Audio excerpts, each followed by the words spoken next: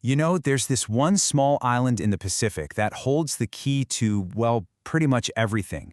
We're talking about the global economy, the balance of military power, even the future of democracy. Tensions between China and Taiwan have hit a boiling point, and believe me, the entire world is watching. So let's break down what is truly at stake here. All right, here's our game plan. We're going to start with the crisis right now. Why are we on the brink? Then, we'll do a quick rewind to see how we got here. We'll dig into why the rest of the world cares so much, try to understand Beijing's unyielding position, and finally, look at the great impasse that has everyone holding their breath. So why all the urgency right now? I mean, for decades, things have been tense, yeah, but mostly stable. The last couple of years, though, something has shifted. We've seen this dramatic and frankly dangerous escalation that's pushed the Taiwan Strait closer to a real conflict than at any point in recent memory. I mean, just listen to the language here. This is not your typical diplomatic boilerplate. On New Year's Day 2026, China's leader, Xi Jinping, basically drew a massive line in the sand.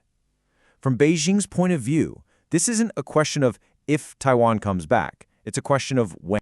And look, this wasn't just talk. The words have been backed up with some serious muscle flexing. We saw China testing out amphibious assaults. The US answered with a massive arms sale to Taiwan. Then it all came to a head with these huge military drills that basically simulated a full blockade of the island. Every single action is being met with a counter-reaction, and that's creating a really dangerous spiral. Okay, so to really understand what's happening today, we need to jump in a time machine and go back about 75 years, back to the one single event that kicked this whole conflict off in the first place. Here's the thing you absolutely have to understand. The Chinese Civil War never really ended. There was no peace treaty. In 1949, the losing side, the nationalists, fled to Taiwan. The winners, the communists, set up the People's Republic on the mainland. This created this bizarre two-China situation, where for decades both governments insisted they were the only legitimate ruler of all of China. And then the Cold War basically froze everything in place. The US stepped in to protect Taiwan at first, but over time the world's politics started to shift. By 1979, the US officially recognized the government in Beijing as the government of China. But, and this is a huge but, it also passed a law promising to keep selling Taiwan weapons to defend itself. This created this policy of strategic ambiguity. Basically, the US says, we'll help you defend yourself, but we're not going to say exactly how we'd react if you were invaded. And that's pretty much been the policy ever since. And this is where this massive ideological gap just rips open. While the mainland remained a single-party state, Taiwan went in a completely different direction.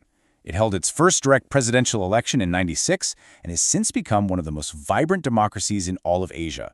So now you have two fundamentally different societies, separated by just 100 miles of water.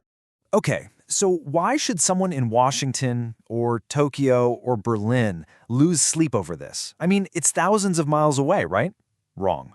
A conflict here would have absolutely massive consequences for everyone, and it all starts with something you're probably holding in your hand right now. Just look at this chart. It's mind-boggling. When we talk about the most advanced microchips, the brains inside our phones, our cars, our AI servers, one single company in Taiwan, TSMC, makes 92% of them. Not a typo, 92%. And that near monopoly, it leads to this number, $2 trillion. That's the estimated initial hit to the global economy if a conflict breaks out in the Taiwan Strait. That's not just a big number, that's a catastrophic one. So let's just pause and think about that question for a second. What happens when the world's most critical factory goes offline? Forget geopolitics. Just think about your phone, your car, your bank, the internet. A war over Taiwan could effectively flip the off switch on the modern world as we know it. So really, it all boils down to these three things. You've got the strategic reason. Militarily, Taiwan is like a cork in a bottle that keeps the Chinese Navy from easily getting out into the Pacific. Then you've got the economic reason, that silicon shield we just talked about. And finally, there's the ideological reason. For the US and its allies, the idea of defending a thriving democracy from an authoritarian neighbor, well, that's a fundamental test of their credibility on the world stage. All right, now we have to flip the script. Let's look at this from Beijing's perspective. For the Chinese Communist Party, Taiwan isn't just another foreign policy issue. It is the issue. It's foundational, it's non-negotiable, and it's tied directly to their very identity and right to rule. And this really gets to the heart of what's driving Beijing. First, there's history. They see this as righting the final wrong of the Civil War. Then there's pure politics. The economy's slowing down, so stoking nationalism over Taiwan is a great way to rally public support. There's also geostrategy. Taking Taiwan means China breaks out into the Pacific. And finally, technology. Getting their hands on TSMC would be the ultimate prize. For Beijing, taking Taiwan basically solves a whole bunch of problems all at once.